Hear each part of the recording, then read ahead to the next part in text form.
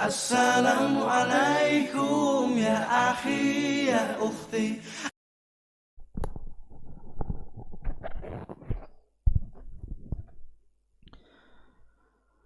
Bismillahirrahmanirrahim. Assalamualaikum warahmatullahi wabarakatuh. Alhamdulillah wassalatu wassalamu ala Rasulillah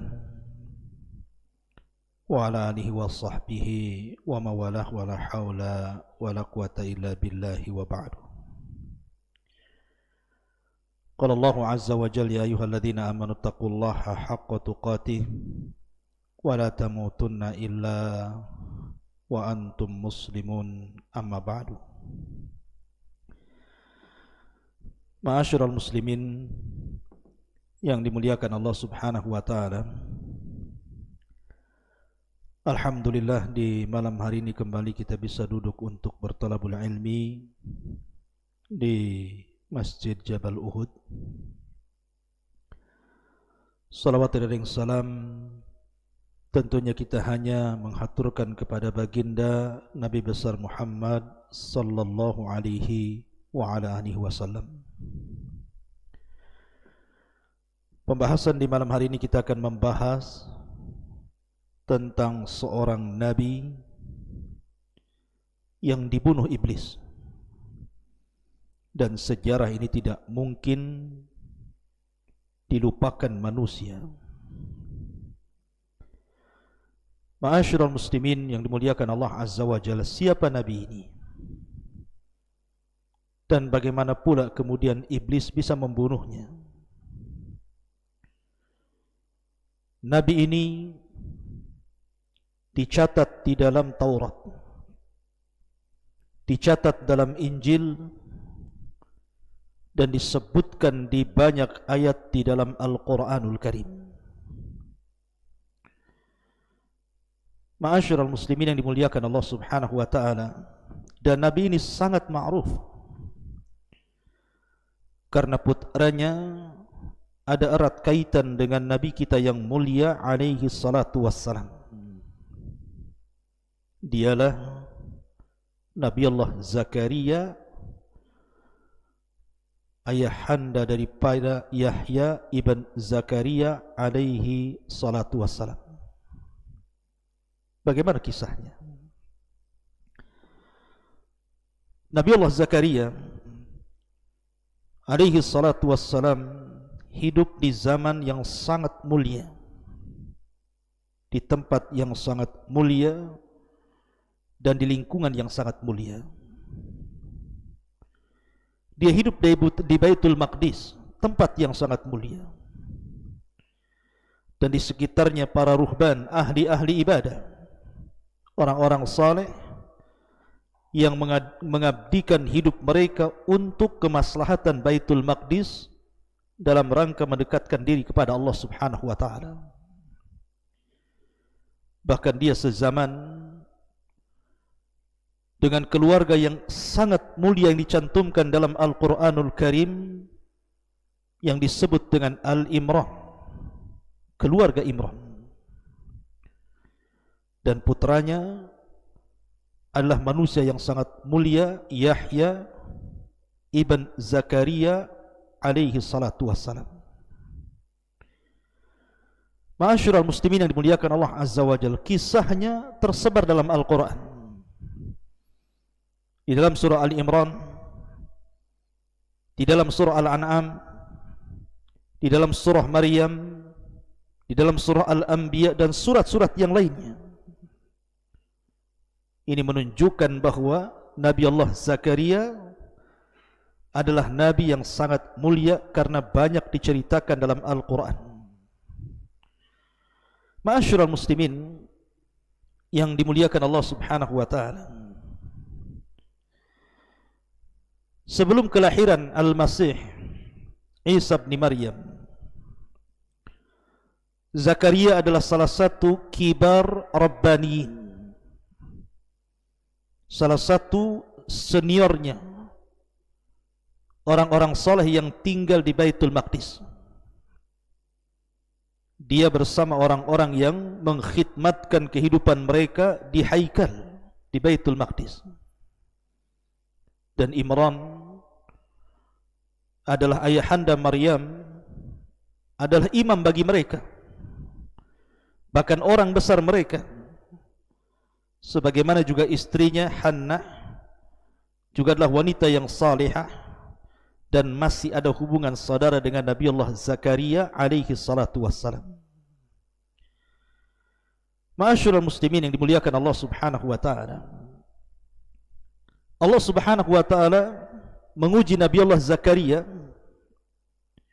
dengan lama tidak punya anak, sampai pada waktunya ketika dia melihat Maryam yang merupakan kerabat dengan Zakaria karena putri daripada keluarga Imran, yang Allah takdirkan Maryam ini dikafir oleh Nabi Allah Zakaria alaihi salatu wassalam di mihrab Baitul Maqdis. Tiba-tiba Nabi Allah Zakaria melihat banyak rizki Allah yang Allah turunkan kepada Maryam. Dan ketika ditanya, "Anna laki hadha?" dari mana ini semuanya? Maka Maryam menjawab, "Huwa min indillah." Ini semua datang dari Allah subhanahu wa ta'ala. Dari sini Zakaria kemudian senantiasa tidak lepas dari mihrabnya, berdoa kepada Allah, tidak bosan-bosannya. Akhirnya Allah subhanahu wa ta'ala takdirkan lahirlah putra Yahya ibn Zakaria. Ma'asyiral muslimin yang dimuliakan Allah azza wa jalla, Yahya sendiri diangkat menjadi nabi sejak kecil, dan Allah subhanahu wa ta'ala berikan keberanian kepada Yahya sehingga dia berbicara yang benar walaupun semua orang membencinya. Dia tidak takut siapapun. Itu pula yang menjadikan kekhawatiran Zakaria terhadap putranya. Ma'asyiral muslimin yang dimuliakan Allah azza wa jalla, saya tidak hendak menceritakan tentang kisah Zakaria dari awal sampai akhir, tentang kisah Yahya ibn Zakaria dari awal sampai akhir, tapi saya ingin bercerita titik poin yang kita akan ceritakan di malam hari ini, bagaimana iblis bisa membunuhnya. Bagaimana bisa iblis membunuh Nabi Allah Zakaria alaihi salatu wassalam, dan apakah kisahnya, bahwa Nabi SAW satu ketika datang kepada Nabi Zakaria dalam peristiwa Mi'raj. Jadi Nabi SAW dalam peristiwa Mi'raj itu berjumpa dengan banyak para Nabi, mulai daripada Adam alaihi salatu wassalam, kemudian berjumpa dengan Nabi Yusuf, berjumpa dengan Idris, berjumpa dengan Isa, berjumpa dengan Yahya, berjumpa dengan Musa, berjumpa dengan Ibrahim dan para Nabi yang lainnya. Termasuk juga Nabi SAW berjumpa dengan Nabi Allah Zakaria alaihi salatu wassalam. Lah ketika Nabi SAW berjumpa dengan Nabi Allah Zakaria alaihi salatu wassalam dalam peristiwa Isra dan Mi'raj, sebagaimana yang dikeluarkan Imam Ishaq ibn Bishir dalam kitabnya Al-Mubtada dari Amr ibn Maimun, dari bapaknya dari Abdullah ibn Abbas radhiyallahu anhuma, maka Nabi SAW mengatakan, "Ya Aba Yahya, akhbirni an qatlika kaifakan." Wahai bapak daripada Yahya, maksudnya Zakaria, habarkan kepadaku bagaimana cara kematianmu, bagaimana Bani Israel bisa membunuhmu. Maka Nabi Allah Zakaria mengatakan, "Ya Muhammad, wahai Muhammad, ukhbiruka, saya akan habarkan kepadamu, anna Yahya kana khairu ahli zamani wa kana ajmaluhum wa asbahuhum wajhan kama kana, atau kana kama qala Allah azza wa jalla, wa sayyidan wa hasuran wa kana la yahtaj ila nisa." Kata Zakaria, "Wahai Muhammad, saya punya anak namanya Yahya. Dia adalah orang terbaik di zamannya, orang yang paling mulia, orang yang paling tampan di zamannya. Bahkan Allah Subhanahu wa taala mengatakan sayyidan wa hasura. Dia adalah seorang sayyid, seorang pemimpin dan orang yang menjaga kehormatannya, dan dia tidak berhajat kepada perempuan. Fawahatkul imra'atu maliki bani Israel. Tiba-tiba seorang wanita, putri raja dari Bani Israel, suka dengan putraku Yahya ini. Wa kanat baghiyah, dan wanita ini adalah wanita pelacur. Kemudian dia pun mendatangi Yahya, menggodanya. Fa'aba alaiha, tapi Yahya enggan untuk mendekati wanita itu. Akhirnya kemudian wanita itu berniat untuk membunuh putraku Yahya ini. Dari situ kemudian dia menghasut bapaknya seorang raja.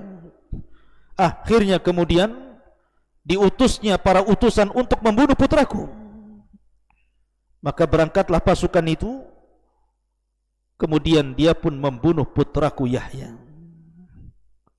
Setelah itu kemudian mereka pun mentarget diriku untuk dibunuh. Maka aku pun kemudian lari ke sebuah kebun yang di situ ada pohon. Maka aku kemudian datang ke pohon itu, dan pohon itu memanggil-manggil diriku dan mengatakan, ya Zakaria, ya Zakaria, ilayya ilayya, kemarilah, kemarilah, masuklah ke dalam pohon. Akhirnya kemudian Nabi Allah Zakaria masuk ke dalam pohon itu, yang terbelah kemudian tertutup kembali. Allah takdirkan iblis ketika itu melihatnya. Maka kemudian ketika datang pasukan yang mencari Zakaria ke kebun itu, maka iblis yang menjelma manusia mengisyaratkan kepada orang-orang yang sedang memburu Zakaria dan mengatakan bahwa Zakaria berada di pohon itu. Akhirnya kemudian mereka meminta bukti, maka iblis membuktikan dengan ridaknya, kain yang ada di belahan pohon itu yang muncul keluar. Akhirnya kemudian mereka pun membawa gergaji, kemudian menggergaji pohon itu, dan Zakaria pun terbelah menjadi dua. Maka Nabi SAW bertanya, apakah engkau merasakan sakit ketika gergaji membelah badan wahai Zakaria? Maka Zakaria mengatakan, la, tidak. Yang merasakan sakit itu adalah pohon. Karena Allah Subhanahu wa ta'ala telah menjadikan ruhku dicabut sebelum gergaji itu sampai di badanku. Dari sini menunjukkan bahwa sebab kematian Zakaria yang mengisyaratkan siapa? Iblis. Tapi sekali lagi bahwa riwayat ini disebutkan oleh Imam Ibn Katsir rahimahullahu ta'ala dalam kitab Al-Bidayah wa Nihayah, hadha siyaqun gharibun jiddah wa hadithun ajibun wa raf'uhu munkarun wa fihi ma yunkiru ala kulli halin wa lam yara fi syai'in min ahadithil Isra dhikru Zakaria alaihi salatu wassalam illa fi hadal hadith wa innamal mahfud fi ba'di alfadhis sahih fi hadithil Isra famarartu bibnai khalati Yahya wa Isa wa huma ibnal khalah. Ibnu Katsir mengomentari riwayat ini bahwa hadis ini lafadznya aneh, sangat heran. Kemudian kalau sampai dimarfukan kepada Rasul, maka ini mungkar karena menyelisih hadis-hadis yang sahih. Karena dalam hadis-hadis Isra dan Mi'raj yang sahih tidak disebutkan Zakaria, tapi hanya disebutkan dalam hadis-hadis yang sahih itu Nabi SAW lewat kepada Yahya dan juga Isa, dan keduanya adalah ibnal khalah. Ma'asyiral muslimin yang dimuliakan Allah Azza wa Jalla, artinya bahwa hadis ini masih diperbincangkan tentang kesahihannya. Apalagi hadis ini dikatakan mungkar dan menyelisih hadis-hadis yang sahih.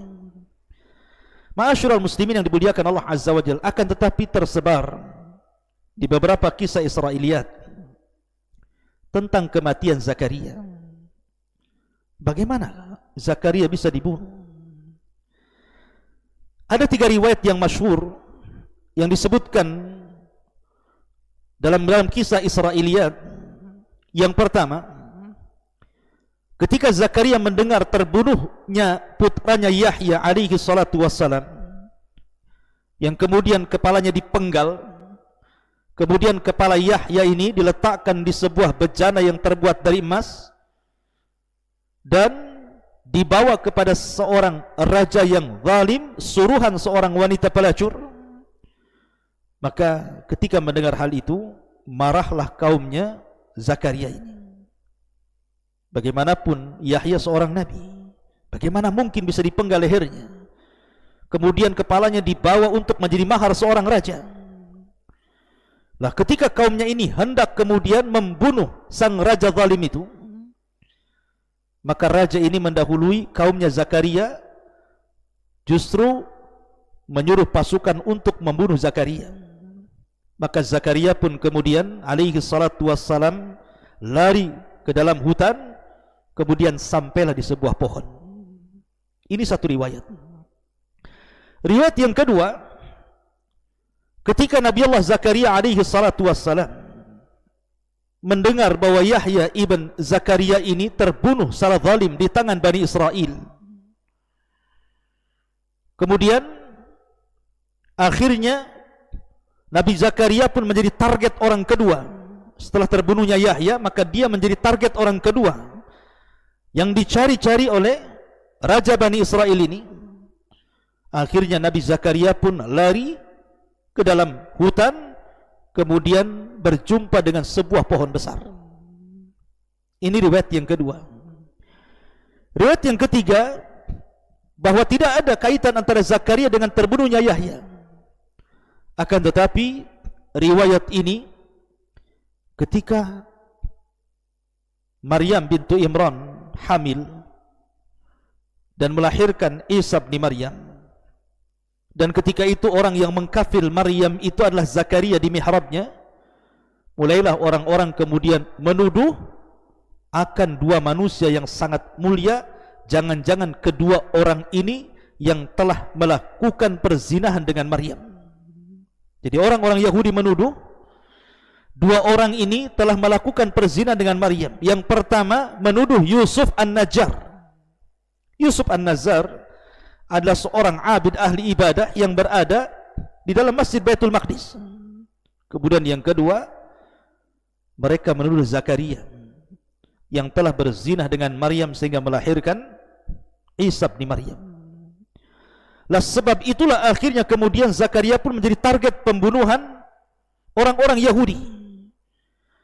Dan ini sebelum terjadi penyerangan Bukhtun Nasr menghancurkan orang-orang Yahudi yang ada di Palestina. Akhirnya kemudian Zakaria pun ketika mendengar bahwa dia menjadi target sang raja, maka dia pun kabur, dia pun lari masuk ke dalam hutan, kemudian sampailah di sebuah pohon. Maka walaupun di sini kisahnya satu dengan yang lain berbeda, tapi ada kemiripan. Nabi Zakaria lari ke dalam hutan, kemudian sampai di sebuah pohon. Bagaimana kisah pohon ini? Ma'asyiral muslimin yang dimuliakan Allah Subhanahu wa taala. Tadi saya menjelaskan tentang hadis tentang Isra dan Mi'raj. Walaupun hadis ini saya katakan fihi nazar, karena kita katakan hadis ini mungkar, menyelisih hadis-hadis yang sahih. Tetapi dalam kisah-kisah Israiliyat juga disebutkan bahwa ketika Zakaria ini sampai di pohon itu, maka pohon itu, salah satu mukjizat Zakaria, tiba-tiba memanggil-manggil, Ilayya ilayya ya Zakaria, kemarilah kemarilah wahai Zakaria, udkhul fiyya, masuklah ke dalam diriku. Maka kemudian tiba-tiba kemudian pohon itu terbelah menjadi dua, kemudian Zakaria pun masuk ke dalamnya, kemudian pohon itu merapat kembali. Lah Allah takdirkan iblis ada di mana-mana. Ketika Zakaria masuk ke dalam pohon itu, iblis melihatnya. Kemudian iblis pun menarik sebagian bajunya sehingga akhirnya keluar dari pohon itu. Ketika para tentara yang mengejar-ngejar Zakaria sampai di hutan itu, kemudian mereka mencari ke sana, kemari, ke selatan, ke utara, ke barat, ke timur, tidak mendapatkan Zakaria. Tiba-tiba iblis yang melihat Zakaria itu tiba-tiba menjelma manusia, kemudian mengatakan, kalau kalian mencari seseorang yang namanya Zakaria, maka dia berada di pohon itu. Akhirnya kemudian ditunjukkanlah oleh iblis laknatullah kepada pohon itu. Kemudian sebagai buktinya iblis menunjukkan ada rida, ada kain yang keluar dari pohon itu. Kemudian iblis mengatakan, kalau kalian tidak percaya, ini ada pakaiannya yang muncul keluar pohon. Kemudian ketika mereka hendak membakar pohon itu, maka iblis memberikan saran agar jangan dibakar, tapi gergajilah pohon itu. Akhirnya kemudian mereka pun mengambil gergaji dan menggergaji pohon itu. Akhirnya Zakaria terbelah menjadi dua, dan Allah subhanahu wa ta'ala takdirkan Zakaria tidak merasakan apapun. Yang merasakan sakit hanya pohon, karena ruhnya Zakaria dicabut sebelum gergaji itu sampai nempel di badannya. Tapi ma'asyiral muslimin yang dimuliakan Allah azza wa jalla, sekali lagi ini kisah-kisah Israiliyat, kisah-kisah yang tidak ada sanadnya dalam hadis-hadis Nabi SAW. Karena kalau kita melihat Al-Quran, tidak menjelaskan kematian Zakaria ataupun kematian Yahya. Kemudian juga dalam hadis-hadis yang sahih tidak dijelaskan bagaimana kematiannya. Jadi kisah-kisah ini muncul sebagiannya dari hadis-hadis yang tidak jelas, dan sebagiannya dari kisah-kisah Israiliyat yang terdapat dalam Injil ataupun Taurat.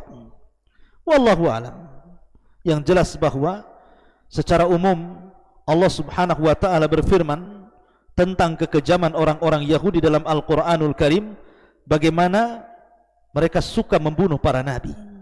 Yaqtulunal anbiya bighairil haq, dzalika bi annahum kanu yakfuruna bi ayatillah wa yaqtulunal anbiya bighairil haq, dzalika bima asaw wa kanu ya'tadun. Orang-orang Yahudi adalah orang-orang yang kufur dengan ayat-ayat Allah. Mereka membunuh para nabi dengan tanpa ada hak yang benar. Dzalika bima asaw, karena itulah apa yang, dengan apa-apa yang telah mereka melakukan kemaksiatan, dan mereka orang-orang yang melampaui batas karena berani membunuh para nabi.